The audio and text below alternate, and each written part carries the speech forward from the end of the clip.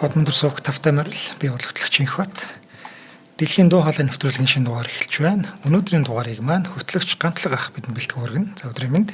За өдрийн мэнд.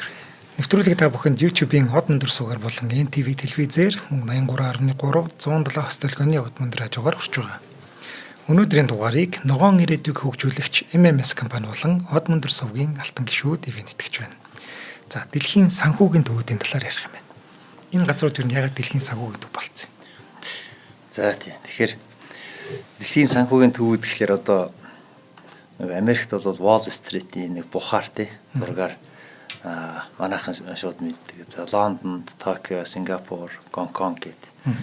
Ер нь энэ санхүүгийн төв гэдээ ярихаар дотор нь байгаа одоо Нью-Йоркт байгаа бол одоо хоёр том хөрөнгийн зах зээл байгаа. Нью-Йорк Stock Exchange, нөгөөх нь Nasdaq гэдэг тий. За яагаад том гэдэг нь вэ гэхээр энэ ер нь энэ хөрөнгийн захуудыг том багыг нь хэмждэг хэд хэд үзүүлэлт байдаг. Одоо хөгжлөг нь хэмждэг. Нэг нь бол тэр тухайн хөрөнгийн зах дээр байгаа бүх компаниудын зах зээлийн үнэлгээ бүгднийг нэмэх юм бол хэдийн хэмжээний одоо үнэлгээтэй зах юм гэдгийг гаргаж авдаг. Тэгэхээр Нью-Йоркийн хөрөнгийн бирж их бол тухайлбал нэг 25-аас 30 триллион доллар. Америкийнхаа эдийн засагтаа бараг тэнцүү дайны дотоод бүтээгдэхүүнтэй тэнцүү дайны тийм том хөрөнгүүд тэрэн дээр цугларсан байна гэсэн. Тийм их 80 доллар гэсэн үг тийм. Триллион гэхлээрээ тий. Биллион триллион их 80 доллар гэсэн. Их 80 доллар за төгрөгөөр шилжүүл мэдгүй би л монголоор доллар нэр мэдгүй. За энэ Нью-Йоркийн санхүүгийн төв дээр бол Apple одоо Microsoft зэрэг одоо бидний мэдэх том компаниуд байж байгаа. За дахиад Nasdaq гэдэг энэ дандаа нэг технологийн голдуу компаниуд байдаг. Зах зээлийн үнэлгээ нь бараг адилхан, жоохон бага. Тэгэхээр бараг тэнд чинь Америкийн зөвхөн энэ хоёр бирж дээр ихтэл Америкийн дотоодын нийт бүтээгдэхүүнийг хоёроор үржүүлсэн дайны хөрөнгөний цуглалцсан гэхлээр.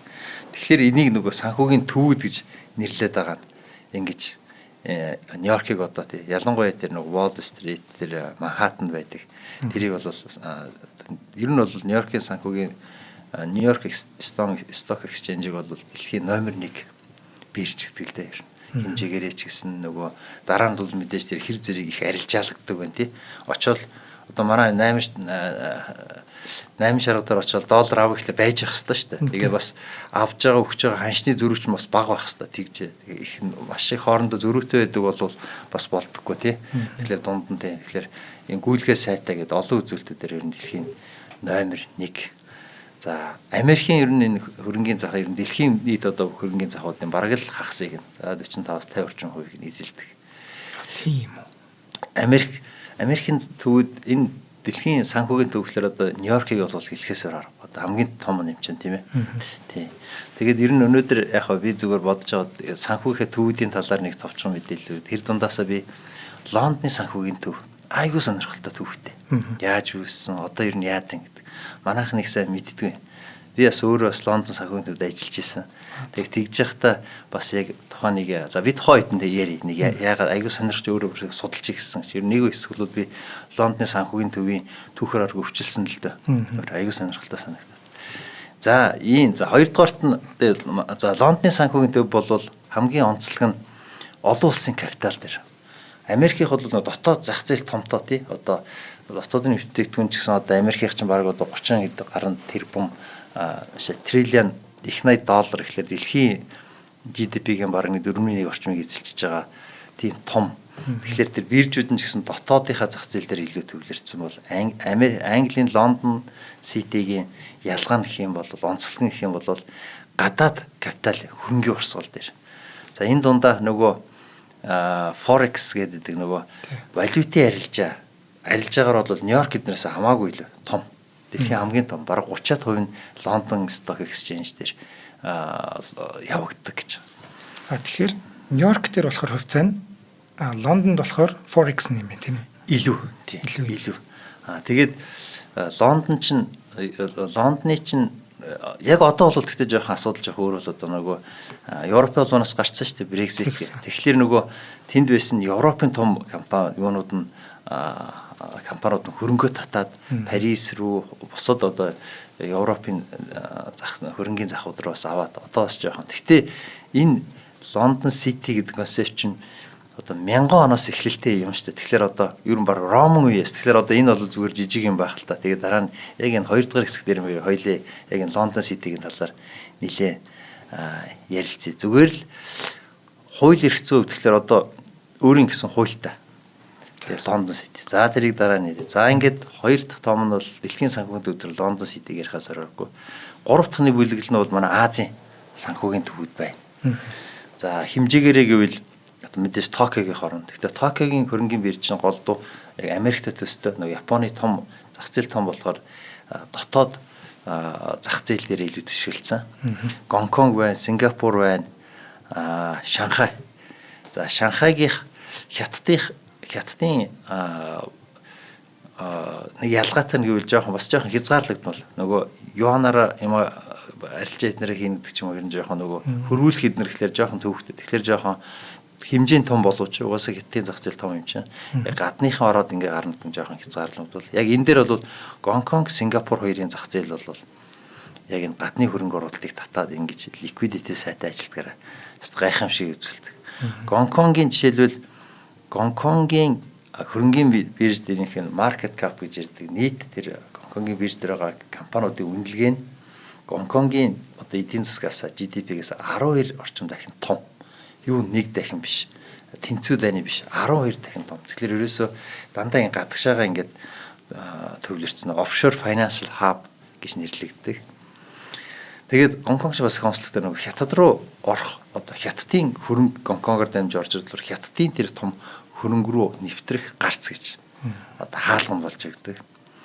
За энэ ер нь IPO хийхдээ одоо манайхаас бол одоо Energy Resource чинь тэнд гарцсан байж байна. Тэр нь IPO-гоор маш одоо хийдгээр их олон компаниуд очиж IPO хийдгээр алдартай. Тэгээд сүүлийн үед харин жоохон ус төр эрсдэл буюу хятадууд их нөлөөлж эхлэдэг байгаа шүү дээ. Тэгээд энэ засгийн бодлого нь жоохон тэр чөлөөт тэрэн дээр нь жоохон ус төр эрсдлийг давуулаад байгаа. За Сингапур бол ер нь үндсэндээ одоо яг тэр Азийн хөрөнгийн wealth management гэдгээр бол номер 1 гэж явдаг. Ялангуяа сүүлийн үед нөгөө нэг финтек за тэр дид үтцсэн тэр төлбөрийн гүйлгээ гэл тэр төлбөр тооцоо гэл ер нь бүх талаараа бол маш сайн хөгжсөн. Ер нь Азийн бол ер нь Гонконг, Сингапур хоёр бол ер нь яг энэ хөрөнгийн зах бол маш өндөр хөгжүүлсэн.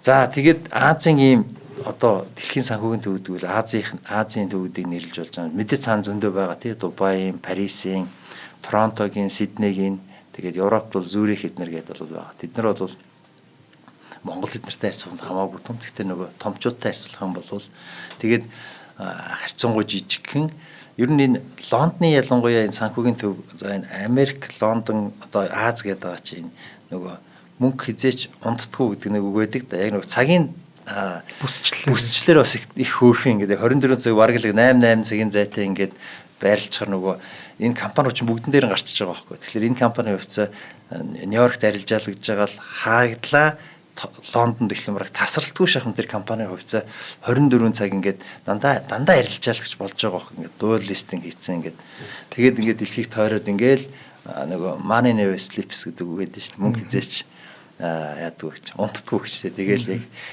тэр утгаараа ч гэсэн ингээд газар зүүн байрлалын хувьд ч гэсэн ингээд ингээ гой байралтай. За ийм том санхүүгийн төвүүд байна. За хоёлаа эхлээд Нью-Йоркоос эхлээд ярих ба тий. За тэгээ. За Нью-Йоркийн санхүүгийн төв Америкчин угаасаа дэлхийн ер нь энэ санхүүгийн төвгээд Нью-Йоркч ер нь яагаад энэ төв гэж нэрлэгдээд байгаа юм гэхээр энэ зүгээр нэг ингээд олон санхүүгийн байгууллагууд ч юм уу банкуд ч юм уу хамт орцсон нэг газар цуглдсан гэдгээр огт биш. Энэ бол маш олон ийм нэгдүгээр банкуд мэдээж байна. Арилжааны банк байж байгаа, хөрөнгө оруулалтын банкуд байж байгаа. За дараа нь дээр нь хөрөнгийн захууд байж байгаа. Одоо жишээлбэл Нью-Йорк гэх юм бол Нью-Йоркийн хөрөнгийн Нью-Йорк Stock Exchange байж байгаа. Nasdaq гэдэг ингээд зөндөө олон захууд байж байна. Хөрөнгийн захыг чинь дагаад бас ингээд нөгөө clearing system гэдэг нь одоо манайч хүртэл байгаа. Үнэт заасны төвлөрсөн хадгаламжийн төв эднэр гээд тэгээд нөгөө арилжаа гэхэлэр цааталт нь яг тэр арилжаа нь яг тэр эзэн шилжиж байгаа гэдгийг тий тэр хувьцаач бай тэр бүтээгдэхүүний эзэмшлэн болж яг шилжиж байгаа гэдгийг одоо өлөх хөдөл хөрөнгө ингээд арилжаалахаар манай өлөх хөдөл хөрөнгийн юун дээр очиж баталгаажуулдаг шүү дээ. Тэгэхээр тэр хувьцаагч нь бол тэгж ингээл дор нь ингээл зараад өгөөд тахт бол маш хурдтай хийгдэх болохоор яг тэрийг нь дагсан цаат талд нь тийм систем байх хэрэгтэй. Энэ том дэд үтсэн ингээ байж идэг. За мөн хөрөнгө оруулалтын институтууд өөрөөр хэлбэл одоо хөрөнгө оруулалтын чинь ингээд ялангуяа юм иргэдээс илүүтэй institutional investor гэж ярьдаг. Тухайлбал хамгийн том төлөөлөл нь даатгалын компаниуд. Даатгалын компаниуд ч нөөц сантай болчоод тэрийг чинь зүгээр банкнд даатгалаад байхгүй шүү дээ. Хөрөнгө оруулалтын тэтгэврийн сангууд байна. Угаасаа одоо 18 та 20 та хүн тэтгэврөө төлж байгаа тэр хүн чинь тэтгэвртэй гарахаараа гэхэлэр 20 30 жилийн дараа тэтгэвртэй мөнгө нь хэрэг болно шүү дээ. Тэр хооронд тэр урт хугацааны хөрөнгө оруулалт их зорилготой өндөр өгөөчтэй, найдвартай. Тэгэхээр энэ тэтгэврийн сангууд буюу энэ хөрөнгө оруулалтын институт нь тэнд байж идэг. За мөн үүнийгээ дагалдаа даатгал нь байж байна. Даатгал давхар даатгалын том компаниуд төр институт нь байж байна. Мэдээж энэ зохицуулагч байгууллагууд болох одоо Төв банк нь одоо манайхаар бол санхүүгийн зохицуулах хороо шиг санхүүгийн зах зээлийн зохицуулагч нарт нь тийш орцсон байж байна. За энэ бүгдийг дагалдаад хууль, аудит, рейтинг тогтоодог, за мөн үнэлгээний компаниуд. За энэ бүгд ингээд нэг дор орж ингэж байрлаж чадчих энэ санхүүгийн төв гэж болж байгаа. Өөрөөр хэлбэл яг тэр санхүүгийн тэр үйлчлэгээнүүд ерөөсөө бүх одоо үйлчлэгээ нэг дор ингээд орцсон. За ийм байж иж энэ бол санхүүгийн төв болдог. Тэгэхээр энэ Нью-Йоркийн санхүүгийн төв бол энэ бүгдээр ингээд бүрэлдсэн. Тэгээд бүрэлдэж чадсан учраас маш их хэмжээний хөрөнгө тэнд цуглдсан гэсэн. Үндсэндээ бол ер нь үүнийгээ дагалдаад маш их хэмжээний энэ хөрөнгө тэнд ингээд цуглчаад байна л гэсэн. Ер нь тэгээд хөрөнгийн зах зээлийн хөгжил гэдэг бол ер нь эдийн засгийн хөгжлийн ер нь тухайн улсынхаа эдийн засгийн хөгжлийн үндсэн суурь нөхцөл гэж явдаг. Яг ингээд онлайн талаасаа ч аваад үзсэн, практик талаасаа ч аваад үзсэн. Хөрөнгийн зах зээлийн хөгжөөгүйгээр ус хөгжнөхс ойлголт яг одоо орчин үеийн энэ одоо хөгжилийг бид нар юу гэж төсөөлж байна? Энэ төсөөлөл бол тийм ойлголт байхгүй. Энэ бол тэгэхээр ер нь тэр эдийн засгийн зөвхөнийг ингээд хөрөнгө цугласан ингээд нэг овоолоо тавьсан хөрөнгө ингээд баахан алт хураацсан гэдгээр биш. Энэ бол ингээд эргэлдэж байгаа динамик цусны эргэлт гэсэн үндсэндээ тэр эдийн засгийн тий. Тэгээд за ийм байдалтайгаар үндсэндээ юу гэхээр хөрөнгөө босгох нь хөрөнгө нь цуглараад хуваарлалт нөгөө арай илүү үр ашигтай эрсдэл багтаа хөрөнгүүд рүү эсвэл үр ашиг эрсдэл баг бол үр ашиг дагаад багс. Эсвэл эрсдэл өндөртөө дагаад үр ашиг нь жоохон өндөртэй байдаг гэдэг. Энэ бүх одоо хөрөнгө оруулалт чинь хуваарлагддаг. Яг тэр зах зээлийнхээ зарчмаар эрсдэл үр ашигт суурилсан тэрл зарчмаараа хуваарлагддаг дэд үтсэн. Тэгэд энэ бүх мөнгөний урсгал дээр нь ил тод байдаг энэ систем. За хамгийн гол эдгээр дээр нэг одоо Лондон дээр ялангуяа одоо хоёлаа дараагийн юунд ярихаар гарч ирнэ. Лондон санхүүгийн төвийн төв ярих. Энэ хөрөнгө оруулагчдыг хамгаалдаг баталгаа.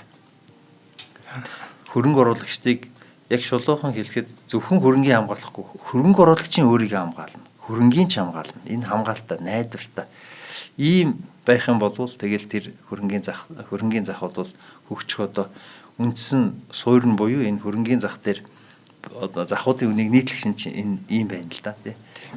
За энэ дундаас Лондонгийн санхүүгийн төв бол үнэхээр сонирхолтой. За хоёлаа ивент тэтгэгчийн дараа Лондон гэрнэ. За ногоон ирээдүйг хөгжүүлэгч MMS компани өнөөдрийн дугаарыг ивент тэтгэж байна. За энэ компани нь эрчим хүчний салбарт үйл ажиллагаагаа явуулдаг. Нарны эрчим хүчний системээр дамжуулаад айл өрх аж ахуйн нэгжүүдэд бие даасан эрчим хүчний төслүүдийг хэрэгжүүлдэг мэрэгжлийн хамт олон байгаа.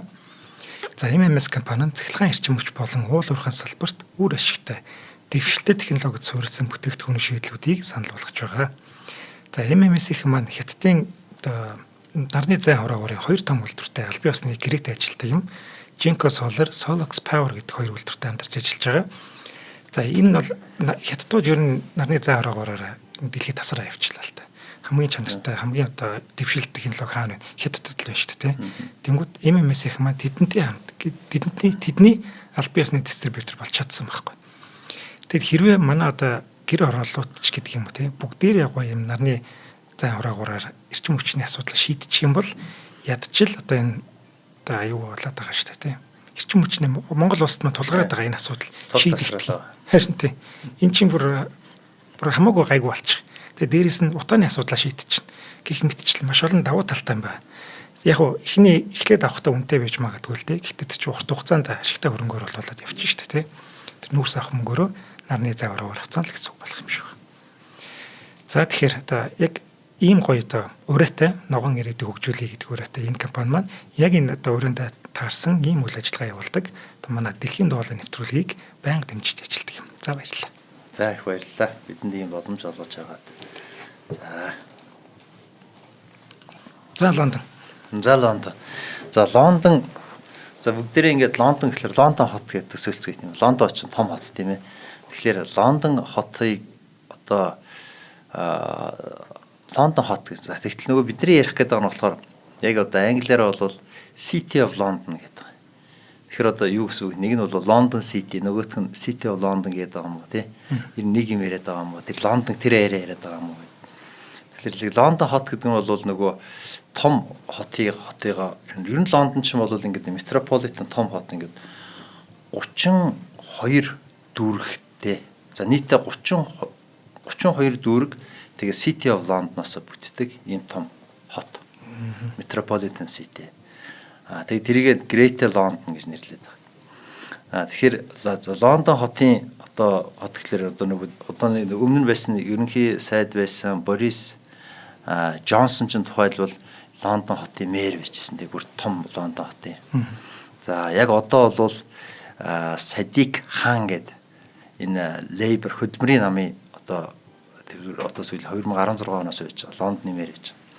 Тэгэхээр ингээд Лондон том хот маань ингээд байж байна. Улаанбаатар хотоор утгах юм бол зүгээр дүүцүүлэх юм бол одоо нийслэлгээ томороо байж байна. Тэгтэл яг дахиад дотор нь City of London гэж юу яриад байна вэ гэхээр яг голд нь ингээд нэг жижиг юу баг. Ватикан шиг нэг юм байх нь шүү дээ. Ватикан шиг нэг юм баг. Тэр нь нөгөө ер нь square mile гэж ингээд нэг урт нь ингээд үндсэндээ 1 майл буюу 1.6 км орчим одоо урттай диаметртай гэх юм уу тийм нэг юм байна. Бүр дээр үе Ромчуудын үед анх байгуулагдсан тэр хотынхан тэр хэрэмтэй одоо хэрэмж яах нь урдсан тийм хэрэмтэй тийм дунд нь хот. Энэ бол Лондоны нэг дүүрэг гэж явдаггүй тусдаа. Лондоныг 32 дүүрэг тэгээд City of London-оос бүрднэ гэдэг. Тэгэхээр энийг бүр тусдан ч авчирсдаг. Яг гэвэл энэ яг үндэ бол ингээд үзэхээр энэ City of London буюу тэр Лондоны одоо санхүүгийн төв гэж л да тий. Лондоны санхүүгийн төв бол шууд их сонир баг парламентта засгийн газартаа мэдээж хариалагддаг яг хөө тэгтээ шууд хаантайгаа одоо хаантайгаа тий ингэж харилцаатай байдаг. За энэ нь тэгээд юу болцсон юм бэ гэхээр айл нөгөө Ромчууд бүр 1000 онд ингээд нөгөө Вильям гээд Нормандигийн одоогийн Францаас Англиг эзэлж авахтаа л бид нар та нарын энэ статусыг чинь эрхчлөлөг чинь хадгална гэж. Одоо ингээд гаднаас очиод усыг эзэлж авахлаараа бүгднгээ эзэлж аваад захирна штэ. Тэгсэн чинь тэр Лондонгийн яг тэр төв хэсгийг нь ягаад гэвэл тэр маш их худалдаачид цуглдсан тийм газар. Тэгээд тэр бизнесийн тэр эрхчлөлийг нь шууд очиод бүгдийг булааж аваагүй. Та нарын энэ бизнес явуулж байгаа худалдаа гэж байгаа энэ эрхчлөлөг чинь хадгална гэдэг. 1000 онд одоо манай эзэн төрөн чинь Монголын эзэн төрön 1206 он гэжсэн бол 1000 онд тэр William the Conqueror гэж нөхөр очихдоо л тэгсэн. Тэрнээс хойш тэгэл ерөөсөө нэг юм тусгай статустай. Тэг одоо бол өөрийн хуультай. Өөрөөр хэлбэл улс доторх улс гэж явдаг. Өөрийн цагдаатай.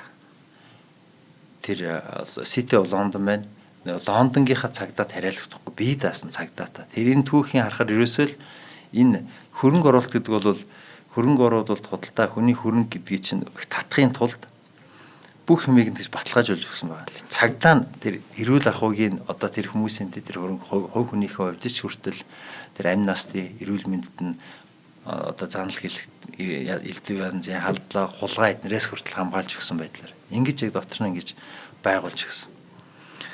Тэгээд энэ City of London гэж байгаа Лондоны санхүүгийн төвийг нь удирдлагын захиргаа байгаа да тий. Тэрийг нь City of London Corporation гэдэг. Тийм. Тийм нэртэй корпорац.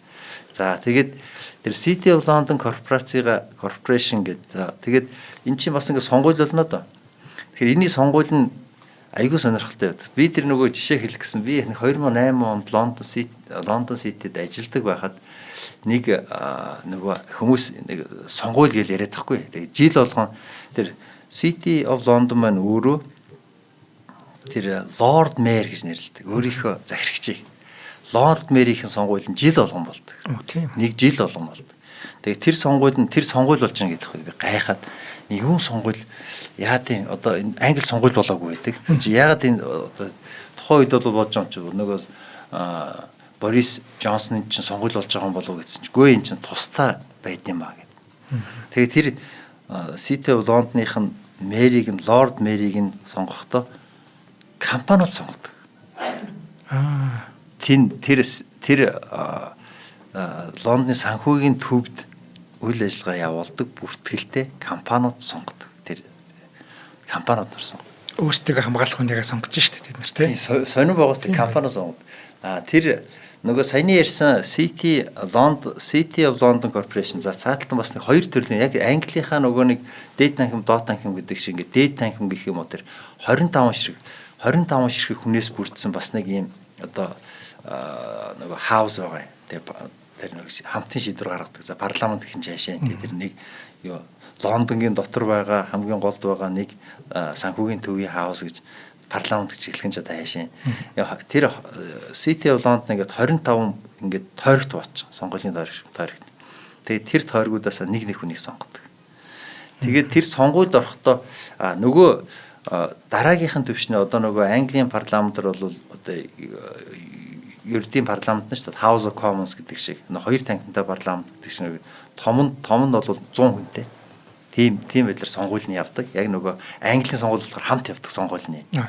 Тэгэхээр ингээд тэр сонгуульд орохоор энэ City of London буюу санхүүгийн төв дээр чинь нэг яг энд бүртгэлтэй нэг оршин суугчд нэг 10,000 за ерөн гарч байгаагүй гэдэг юм билээ. Одоо нэг 9,000 10,000 орчим хүнтэй байдаг. Харин энэ дотор байгаа ажилчид нь бол яг ажил хийдэг хүмүүс бол 500 орчим мянган хүн ажилдаг. Тэгэхээр сонгуул болохоор энэ иргэдэн өгнө бас төрөний хэснэр тэр энд байгаа компаниуд өгнө хэдэн хүнтэй хүн ажилуулдیں гэдгээс ингээд квота аваад өгдөг. Ер нь бол энд байгаа оршин суугчд буюу хүмүүс нь нийт одоо сонгуулийнх нь 25%-ийг нь л өгнө. 75%-ийг нь компани өгнө. Тэр компаниуд нь хэрэг олон байх юм бол тэр компанийн ажилчид өгөхгүй. Компани менежмент нь ийм байдлаар энэ тэр сонгуулиа хийдэг. Сонир байгууз тэгээд тэр өөрийнхөө удирдлагыг гэх юм уу тэр одоо тэр мэр эднэрээ сонгохдоо ийм байдлаар үндсэндээ бол энэ юу гэхэлэр ерөөсөө л энэ бол яг бизнес хийдэг газар. Ерөөсөө л энэ бол тэр өөр юу ч биш цэвэр юм бизнесийн харилцааг энд байгаа компаниудыг нь бүр эрх мэдлийг нь өөрсөнд нь өгсөн. Ийм ингээ сонин юу байгаа юм. Тогтолцоо санхүүгийн төв гэж. Тэгээд мэдээж эндээс аваад ерөн бусад санхүүгийн төвч гэсэн яг ингэж энэ бол бүр түүхээсээ ингэж ирсэн болохоор одоо бүр өөрчлөлтгүй хамаагүй оролддгоо. Хамаагүй тэр оролдох юм бол одоо тэр татврын систем нь өөр Английнхаас ч ил эндээс. Тий. Энэ ч бүр яг тусдаа болсон юм байна. Тийм учраас улс доторх улс гэж нэрлэдэг байгаа. Тэгээд City of London гэдэг улс дотор улс. Тэгээд тийм болохоор энэ татврын систем нь ийм өөр. Тэгээ ялангуяа нөгөө нэг татврын хөнгөлтүүд айгүй ихтэй гаднаас очиж байгаа. Тэгээд тэр хөнгөн шуурхай байх тийм хялбар юм ихтэй болохоор хөрөнгө ингэ татцсан. Тэгээ хамгийн гол нь энэ дотроо энэ Английнхэн ч юм уу одоо манайх ч нэг энд Английнхэн парламент дээр нь хууль гаргаж орж ирэл одоо юм нь өөрчлөн гэсэн ойлголт байхгүй. Энэ яг л эрх мэдлээ хөөстэй авцсан сууж. Тийм. Гой уламжлал юм аа. Тэгээ зөв байгаад байна л та. Ажиллаад. Тийм. Алдаа гараад эхлүүлгүй наа ч болохгүй байх гэд засгаж оролдсон шүү дээ, тийм байна. Ажиллаад байгаа. Ийм их сонин ийм санхүүгийн төвхлөр одоо тэгэхээр одоо бид нар ингээд дэлхийн санхүүгийн төвүүд гээл нэг л их олон зүгээр нөгөө нэг харагдах байдлаасаа тий гой өндөр байшингууд тий одоо Нью-Йорк ч гэсэн Лондон ч гэсэн очихоор ингээд хамгийн яг хотынхын төвд байдаг хамгийн өндөр нөгөө тэнгэр тулсан багандсан том байшингуудыг хараад идэхлээр цааталт нь юм шал өөр юм байгаа байхгүй. Тэгээд зүгээр одоо Монгол руугаа одоо хөрвүүлээ ярихад манайх ч нэг бараг л нэг Скватрийн талбайгаа ингэсэн энийг санхүүгийн төв болгоно гэж зүгээр ингээд байгаа байрлалаар нь ч юм уу хэдэн өндөр байшин байгаа банкуд байрлаж байгаа газраар нь гэж үсгөө ш. Ингээд харах юм бол яг энэ бүхэлдээ энэ одоо сүнс нь энэ дотор нь ингээд Лондоны энэ санхүүгийн төв дотор байж. Бусад санхүүгийн төвүүд авахдаа яг дуурайлгаад ингэж тусад нь ингэж ямар ус дотор улс байгуулах шиг мэдээж хожим өсч байгаа болохоор чадахгүй мөртлөө. Тэгтэл тэр санхүүгийн төвүүд нь өөрсдөнд нь зориулсан яг энэ санхүүгийн төв дотор нь ажилдаг ийм дүрм жур маш ихтэй. Одоо Токиогийн ч бай. Тэгжээж тэр чинь нэг санхүүгийн төв гэж өсч. Хоёрдугаарт энэ Лондоны санхүүгийн төв их бас их одоо түүх нь айгүй их одоо ийм бүх одоо хөгшин Европ гэдэг шиг тий сонирхолтой. Энэ дотор байгаа жишээл даатгалын институцийг наадсан бол одоо энэ Лондон Stock Exchange гэсэн надад ингээд дундад зууны кофе хаусууд дээр ингээд суйрлаад явцсан байж надад амьдрал дундаас ингээд тэгж үүссэн байж. Тэр London Stock Exchange гэсэн цуглаал нэг тэр үеийн чинь нэг Английн чинь систем чинь элитийн тогтолцоо. Тэгээд нэг тухайлсан клубийн тогтолцоо гэх юм уу та ингээд кофе хаусууд нь ингээд дуртай хүн ордгоо ингэж нөгөө гишүүнчлэлээр орцоод. Тэгээд гишүүнчлэлээр орохоор нэг эсвэл нэг яг энэ London Stock Exchange-ийн тэр кофе хаусд бол дандаа нэг ийм худалдаачид ороод тий юмаа хоорондоо ярилцдаг, бизнесээ ярьдаг, кофе уунгаа тий ийм одоо ийм community үүссэн байна. За яг энэ даатгал жишээлбэл Lloyds, Edward Lloyds гэж хүний бас ийм кофе хаус, бас membership гишүүнчлэлээр ордог. Тэнд ямар хүмүүс цугладаг байсан бэ гэхлээр энэ далайн хөлөг, далайн худалдаа эрхэлдэг бизнесмэнүүд. Тэгээд тухайн үед ч нөгөө энэтх рүү ингээл Аз руу ингээл далайн хөлгөө явуулцдаг. Тэгээд мэдээ байхгүй, юм ирж чадахгүй. Тэгэл ерөөсөө далайн шуурууд өртсөн болов, заримдаа далайн дээрэмчдэд одоо ирсэн болов тий гээл. Тэгэл хөлөг онгоц орж ирэхээр нь баярлаа л тий. Нөгөө нэг юм оцгол онгоц ирлээ гээл. Тэгэл хэнийх нь ирвгээл очиод хараад тий амар төвшөртэй байд юм байл та. Тэгээд зовлон нэгтээ тэр худалдаачид тэр хөлгөө явуулчаад энд Edward Lloyd-ийн кофе хаус нь суугаад энэ мэдээж юмаа яриад тэгээд байгаад байдгүйсэн. Тэгж жаад тэр дундаас тэр кофе хаус дотор нэг мэрэгэн санаа олсон баг. Одоо маш одоо инженеэр тайлбарлах юм бол бүгдээрээ энд ингэж санаа зов сууж ирсэнс тий. Ер нь нэг жоохон тодорхой хэмжээний мөнгө гаргаад нэг ийм сан үсгэж. Тэгээд ягаад гэвэл ер нь ингээ харж яхад одоо 100 хүлгийн нэг нь заавал одоо сүнэт. Тэгэхээр одоо яах юм. Тэгээд тэр хэнийг гэдэг мэдхгүй бүгдээрээ сандарч ирсэнс тэр сүнсэнд нь өгч. Тийм ээ. Үндсэндээ нэг даатгал үсч эхэлж байна. Яг амьдралаас нь. Ингээд одоо тэр Lloyds гэдэг маань кофе хаус шиг ингэж хөгцөр одоо тэр яг энэ Лондон Сити дотор ч том зах зээл байна. Яг хөрөнгийн зах зээл гэдэг шиг тэнд даатгал зардаг. Эрсдэл зардаг.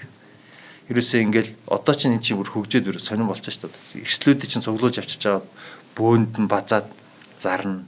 Тэгэл худалдан үндсэн нь бол эрсдэл худалдаж авч байгаа байхгүй. Тийм бизнес болсон. Тэн чинь бүр ингээд маш том зах зээл болоо хөгжсөн. Бас нэг сонин хэлбэртэй ингээд байшин байж. Одоо жишээлбэл эрсдэл худалдаж авах ингэж ойлгоод байна л та. Тэр эрсдлийг би худалдаад авчлаа. Гэтэл сүнэхгүй хүрээд ирэх юм бол тэр хөлөг минийх болох нь шүү дээ. Тийм тий. Яг тийм. Тэгэхээр үндсэн цаад зарчим бол одоо цааталтан бол ялангуяа энэ эрсдэл чинь бүр загварчлалын хувьд бол мундаг загварчлагдсан шүү дээ. Статистикийн загварчлалаар одоо тухайлбал эрсдэлгүй ирэхэд 100 ирэхэд нэг нь эрсддэг болвол тий. Тэгэл 99-ийнх нь одоо хураамжийг нь авчна гэсэн үг шүү. Тэгэхээр тэр 99% хураамжийг нь аваад нэмэхээр энэ нэг удаагийнхын эрсдлийг л давдаг байх хэрэгтэй гэдэг л тэгэл үндсэндээ эн чинь нэг нь их ашиг хийгээд байгаа шүү. Одоо манайхан ч одоо машинаа даатгуулчаал аваарт орохгүй бол тэр төлсөн мөнгөндөө харамсаал эхэлдэг тий. Тийм ш тэр чи одоо жишээлбэл 10 жил болоход нэг удаа бодоолж байгаа байхгүй. Аваарт ордог магадлалаар. Тэгэхэд бол нэг удаа тэгж их гаргаснаас ингээд хуваагаад төлчий. Тэгвэл тэр хэлбэрийн чинь хин нэгэн төлжил таараа шүү. Тэр зүгээр л эрслээ ингэж тарааж байгаа л байрлал болохоос тэр ерөөсөө тэр ид шидтэй даатгуулчаал жоохон мөнгө төлчөөл илүү мөнгө аваад идэх тийм юм хааж байхгүй шүү. Энэ ингэж жишээлбэл одоо энэ Лондоны жишээлбэл санхүүгийн төвийн нэг ганцхан одоо тэрүүний дурдаадсан институцийн даатгал гэдэг чинь ингэж үүсч эхэлж байна. Ингэж үүссэн байна. Бүгдээрээ ингээд түүхтэй ингээд үүсээ. Тэгээд нэг дор одоо худалдаа яасан. Тэгээд энэ санхүүгийн төв гэдэг чинь гар. Тэгэхээр энэ дээр байгаа энэ их хөрөнгөний урсгал энийг чи хамгаалсан бүр тустай одоо Лондонд очиж явж байгаа төртөл байх тийм City of London руу ороод одоо Westminster гэдэг нөгөө нэг парламентын юм уу байрладаг дүүрэг байж тийм нөгөө байшин байж байгаа Big Ben эднэр байдаг нөгөө Лондоны Thames-ийн хадаа. Тэгэл City of London гэж ороход цагдаа нь өөр хувцастай болчтой шүү дээ. Өөр хувцастай, өөр цагдаа. Тэр шууд одоо Лондоны цагдаагийн газартаа шууд хариалагддаггүй. Ийм өөрийн ийм цагдаагийн. Тэгээ тэд нар нь шүүхтэй. Шүүх нь бол илүү бүр бас бие даасан шүүх нь ихэнхдээ нөгөө нэг яг тийм санхүүгийн маргаан тэр бизнесийн хилцэл эднэрийн маргаанд хамаагүй илүү ингээд төвлөрсөн тэрийгээрээ чаддаг. Тэгээ мэдээж нөгөө нэг улс дотор байгаа юм чинь ердийн шүүх рүүгээ явуулдаг байхгүй. Ер нь бол дотоод шүүх эдгээр нь бол бүгдээрээ ийм өөр одоо Лондонгоос Англиас өөр ийм хуулиар зохицуулагдсан. Ийм байж санхүүгийн том төвд үүсгэнэ. Сони юм а тий нэрээ. Тэр Lloyd-ыг бодож ин л да. Lloyd-ийн кафе тэр бомбтруул харсан газар байсан болов. Бодол сонхорно. Тэр одоо яг яасан магадгүй тий. Одоо угаасаа нөгөө яг Лондоны төвөр байгаа яг нэг Thames гээд мөрний чи хажууд байгаа. Яг энэ юу ч нь бол дагаа байж байгаа шүү дээ. City of London яг тэр ихэд дагаад ингэ байж байгаа. Тэгээд анхных нь бол ямар гудамж сэтгэлээ би тэрийг тэр Европын чинь нэг гоё юм тэр дээр их юм яг хадгалчихдээ шүү дээ. Тэгээд хадгалаа музей болгочтой. Яг л тийм л байх. Ер нь яаж ч утсан тэр бомб руугаа хараад. Одоо тэр далайн тээврийн чинь дэлхийн бүх далайн тээврийн 90% нь энэ Лондоны санхүүгийн төв дээр одоо борлуулагддаг, хийгддэг, эрсдлийг тэнд. Дэлхийн тэгэхээр тэр утгаараа одоо жишээлбэл Лондон санхүүгийн төвчний онцлогтой жишээл даатгалын гэтэл далайн тээврийнхээ 90%-ийг түрүүний хэлснээр тэр арилжааны, валютын арилжааны, форексийнх нь дэлхийн бараг 30% нь ганцхан энэ санхүүгийн төв дээр хийгдээд байна. Одоо жоохон Brexit-ээс хойш жоохон юунд ороод байгаа. Гэхдээ л энэ Лондон санхүүгийн төв чинь тэр айл тэр William 1 гэж тэр 1000 оноос хойш ингэж явж ирсэн энэ утгаараа бол энэ зүгээр нэг Brexit болоод Англи, Европ улмаас гарснаас болоод ингээд яахгүй байх л та. Дахиад тодорхой талаараа тэгэл босоод ирэх л байна. Тэгээ наач яг ажиллаж байгаа юм аа. Одоо дараагийн өдрөдөл гарч ирсэн ч гэсэн одоо авч яваад өшөө хөгжүүлээд ажиллуулад байгаа нэг гоё юм л та. Тэгэхгүй дараагийн өдрөдөл гарч ирээл за ийм байхгүй минийхэр болно гэж солиод авах юм бол одоо манайх шиг л юм болно шүү дээ. Наа чин ажиллаад байгаа тийм дэмжиж эдийн засаг гэж ямар чухал гэдгийг ойлгоцсон тийм боловсралтай хүмүүс байгаа учраас цааш нь авч яваад. Тийм.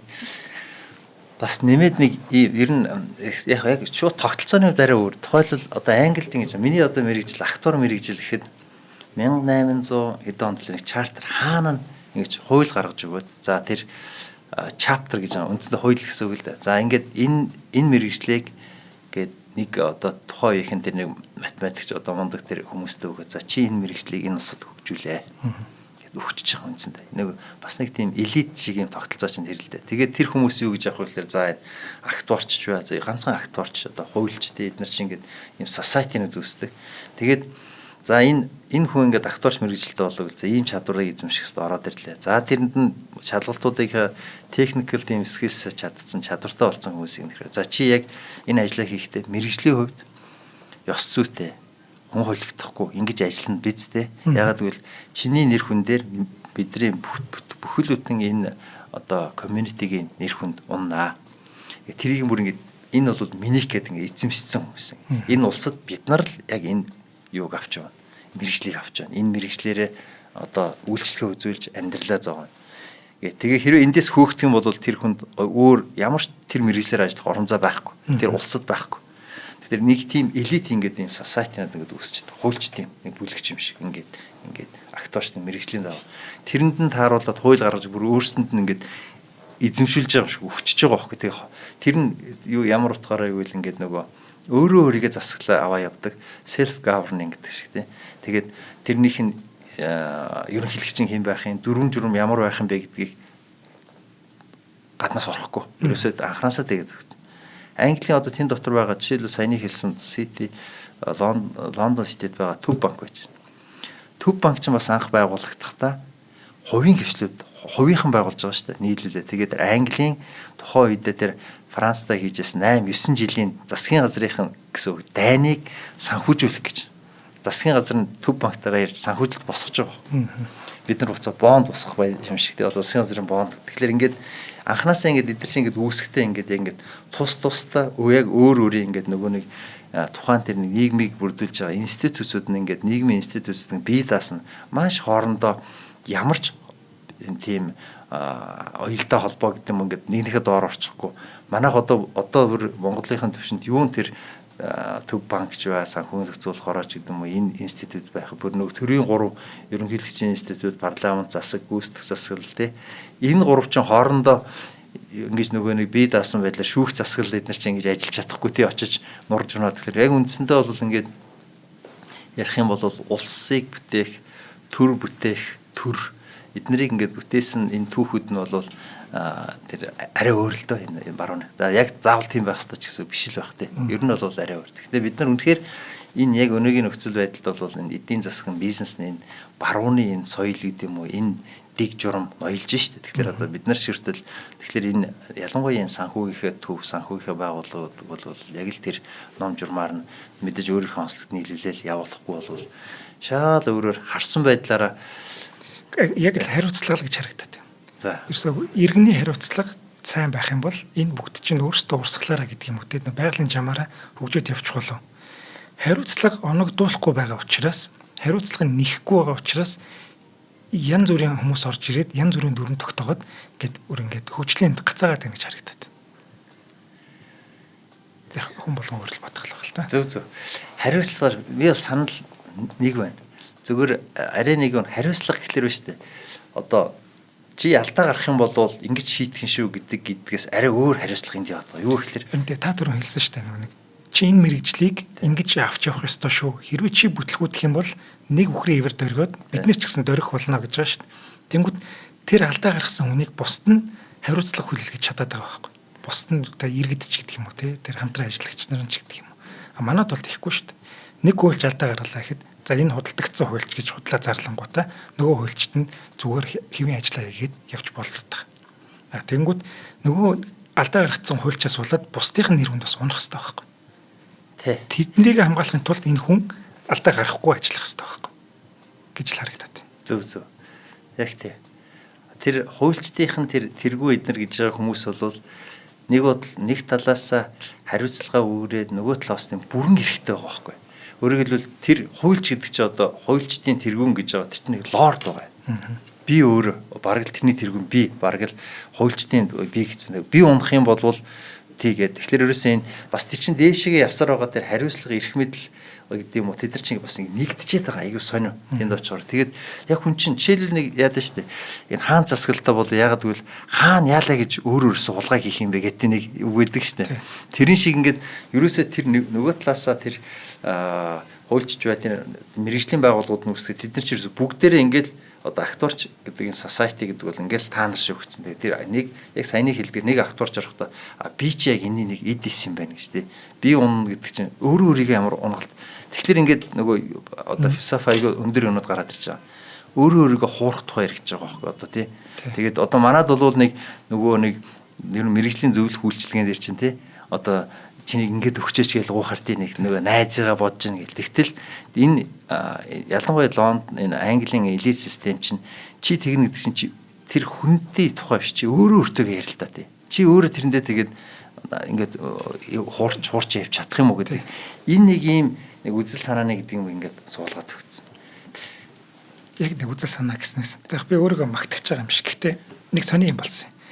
Хэдэн оны сонгуулиар үлээд 16 оны хчлөө. 16 он ч сонгуул болдог тий. Тэгсэн. Би саналаа өгч чадаагүй байхгүй. Тэгээд дараа нь би ингээд их баригчдыг муулах гэсэн чинь муулж чаддаг юм лээ. Яг бол би өөрөө саналаа өгөөгүй юм чинь үг хэлэх хэрэггүй болчихж байгаа байхгүй. Энд чинь миний хувьд этикгүй би чинь тэгж болохгүй шүү дээ. Өөрөө саналаа өгсөн бол хамаа алах тийм ээ. Энэ мэтчлэн жоохон тийм нэг хувь хүний тал дээр ингэ жоохон юутай л болчмоор юм шиг байна. Тий. Харин тэнд нэг яг тийм бол нэг яг тэр орчинд нь очихоор бол тэр бол бүр ингээд ажиглах мэдрэгдээ ингээд сони яг ингээд дотор нь та нар энэ мэрэгжлийнхэн гэдэг бол нэг манай чинь бол ингээд нэг хүн харахаа болчвол нэг хийчих болдог юм шиг нөгөө нойлд орохоор бүр аргаа бараа зөв хүний үйлдэл нүднээс талж зөв байдаг гэдэг шиг. Тэгэхээр тэр нэг хүнд харагдахтай гол нь шээ. Гол нь чи өөрөө яг хэн болох гэдэг. Яг тэр одоо би сүүлд тэр RICS гэдэг Royal Institution of Chartered Surveyors гэдэг гишүүн үнэлгээ чинь болсон. Тэгэхэд бол за тэр шалгалт модлголт хийх юм бол давчаад очиход ерөөсөө л тийж асууж. Манай энэ байгууллагын одоо үнэт зүйл нь тий. Одоо сая их түрүүний хэлж байгаа тий. Ийм үнэт зүйлтэй, ийм зарчимтай ажилт юм аа. Одоо энэ таны хувийн чинь өөрийн чинь үнэт зүйл зарчимтай зөрчиж байгаа юм байна уу гэж. Өөрөөр хэлбэл заримдаа нөгөө нэг айгүй тийм хурц шашны үзэлтэй хүмүүс байдаг шүү дээ. Эднэрт бол магадгүй зөрчиж магадгүй шүү. Тэгэхээр өөрөөр хэлбэл тэрийг юурээсээ тэгж чи энэ нэр хүндээ гадагшаага тий нөгөө нэг тэгэн шүү чи хүнд муухай харагдж болохгүй шүү гэдэг ч юм уу нэг манайхны нэг ярьдаг шал дандаа дотгош нь өөрлөө чиглүүлж асууна. Энэ чи яг энэ үнэт зүйлтэй болж байна. Чиний өөрийн чи итгэл үнэмшлийн дээр ямар байдаг. Тэгэхэл манай байгууллагын юм бидний чи энэтэй үнэхээр нийлж ивэл энийг нэг гишүүн боллоо. Нийлж чадахгүй бол заавал одоо энэ гишүүн болох юм албатай биш ээ. Зүгээр энийг авахгүй явж болно. Бид нар чамчид дотор ямар одоо шашин шүтлэгч юм итгэл үнэмштэй бид нар хүнд итгэнэ. Гэхэд ингээд дандаа нэг аяус тийм сони яриад орж байгаагүй. Яг иргэдэн юм байж ижил одоо тэр санхүүгийн төмөж гэдэг юм уу те бус тийм хөгжих тэр одоо боломж нэгдэж байгаа байх л та. Ерөөсө тэр иргэдний юм бахад угаасаа тэр байгалийн жамаараа шууд хөгжнө тэр бас тодорхой. За хуулингийн ер нь хугацаа бараг дуусчлаа. За Монголынхаа дууссан уу? За Монголынхаагаа нэг ярьчихв. Тэгээ Монголынхаа хөрөнгөний бирж. За манай Монголын хөрөнгөний бирж чинь сая нэг хоёр үндсэн үзүүлэлт ярьлаа тийм ээ. Ер нь үндсэндээ хэдий хэмжээний тэр хөрөнгөний бирж дээр гарсан компаниудын үнэлгээг нэмэхээр дотоодны бүтээгдэхүүнтэй харьцуулахад хэд байд юм бэ? За энийгээр бол манайч нэг дотоодны бүтээгдэхүүнийг ойролцоогоор нэг 100-аад их 80 төгрөгийн дотоодны бүтээгдэхүүнтэй. За манай энэ хөрөнгөний бирж дээр байгаа бүх компаниудын үнэлгээг нэмэх юм бол нэг энэ нэг 13 15 орчим хувь байдаг. Үндсэндээ бол тэгэхээр одоо энэ манай бирж яг шулуун төгөлт бол хөрөнгөний бирж болж ажиллаж чадахгүй. Ийм баг. Тэрүүн бол Гонконгийнход бол 12 дахин гэж шүү дээ. Тэгж хөрөнгө суулгардаг. Хоёрдугаарт нь хэдийн хэмжээний арилжаа явагдаад байгаа. Манай ч одоо ингээл юу харахаар нэг өнөөдөр хөрөнгөний бирж дээр нэг 100 сая арилжаа явагдлаа. За нэг дээтэл нэг 600 сая явагдлаа гэлдэг. Жилд хийгдсэн бүх арилжааг нь аваад нөгөө зах зээлийнх нь үнэлгээтэй бас харьцуулаад үздэг. Тэгэхээр бас л нэг 13 15% байдаг. Эднэрээр бол манайх бол яах вэ тэг хөөрхий. Ингээ ер нь дөнгөж эхэлж байгаа. Яг тэгтээ бас нэг гэрэлтэй юм гэх юм бол энэ FTSE одоо нэг хөрөнгөний биржүүд ингээд үнэлтэй ямар төвшөнд байна хөгжсөн хөгжөөгүй гэд. Манайхны 4 ангил байдаг. Бүгд байхгүй л энэ дээрс нэг 78 80 орчим биржил орж байгаа. Бусд нь бол ангилд орч чаддаг. Манайх ямар ч сан тэр frontier буюу тэр emerging хамгийн тэр гарч байгаа тэр ангилд бол 2023 онд орсон. 23 9 сарын 18 санжээс санаж. 30 жилийн дараа орсон. Тэр ангилд нь ямар ч хэсэг орсон. Одоо тэгэхээр энэ хөрөнгөний бирж манай энэ хөрөнгөний бирж хөгжихгүйгээр Монгол улсын эдийн засаг хөгжихгүй. Яг өнөөдрийн бидний төсөөлж байгаа эдийн засгаар за магадгүй тэр хойд солонгос шиг болох юм бол өөр байх. Бидний яриад байгаа төсөөлж байгаа энэ ардчилсан нийгэмд энэ хөрөнгөний бирж хөгжөөгөө энийгээр л ерөөсөө тэр улсын эдийн засгийг харчин л та. Тэгэхээр энэ 10 хэдэн хувьтай нэг ийм байдалтай байж. Ядаж 50 руу төхвөл юм ярьж болох юм байна тий. Тэтгэврийн сангийн одоо хувийн нэмэлт тэтгэврийн сангийн тухай хууль өргөн барих тэрийг хордон батлаад нэр институционал инвесторууд буюу нэг ядаж нэг энэ мөнгөө нэг 10 жилийн дараа би авах юмаа гэдэг бодолтой хөрөнгө оруулагчд гарчихгүй бол ерөөсөө одоо хамгийн дээдл нь банкны хадгаламжаар хугацаатай хадгаламж 3 жилээр л хамгийн дээдл нь тэгжил хөрөнгө оруулалт явж байна Монгол улсад. Энэ хувийн тэтгэврийн сан чинь хууль нь 5 6 жилийн өмнө яригдаад байсан юм. Өө яригдсан одоо дахиад өргөн баригдсан байгаа. Сая 1-р сард өргөн баригдсан. Одоо энэ хаврын чуулганаар хилцэх хэрэгтэй. Тэгээд энэ хуулийг тэтгэврийн сангийн хуулийг хилцэх завтаа байгаа мó энэ нөхдөд ч одоо өөр юм дээр л сюрприз ихтэл биш. За ирэх сонгуульд байгаа ухаантайхан шиг санал өгөх зөвгөрөө хүмүүс. За баярлалаа гантлага. За өнөөдрийн дугаарыг маань ногоон ирээдүйг хөгжүүлэгч MMS компани болон Хот Мөндөр сувгийн алтан гишүүд ивент итгэлээ. Нэвтрүүлэг та бүхэнд YouTube-ийн Хот Мөндөр сувгаар болон NTV телевизээр 83.3 107 столгоны Хот Мөндөр радиогоор хүрсэн. За дараагийн дугаараар уулзъя. За баярлалаа. Нэвтрүүлгийг хүлээн авсан Нарны аймгийн монголчуудтай баярлалаа. Од Мөндөр сувг нь энэ мэдчлэн таны мэдхүйн мянган нэвтрүүлгийг 2026 оны 7 сарын 1 хүртэл та бүхэндээ хүргэх юм. Их хэлээрээ шинжлэх ухаан танин мэдхүйг түгээх нь үлсэд нэгтгэх хүсвэл та бидэнд хандив өгөх боломжтой. Жилдээ ганцхан удаа 100 мянган төгрөгөөр биднийг дэмжснээр шинжлэх ухаан танин мэдхүйг түгээх энэ үйл хэрэг амжилттай үргэлжлэх юм. Од Мөндөр нэр дээрх Худалдаа өвчлийн банкны дансага 4191 Тэг 4518. Та 100 мянган төгрөгөөр шилжүүлэхдээ гүйлгээний утга дээр нь өөрийн нэр болон утасны дугаараа заавал бичээрэй. 100 мянган төгрөг хандалснаар Од Мөндөр сувгийн алтан гишүүн болох юм а. Шинжлэх ухаан, танин мэдхгүй Монголд ялах болтугай.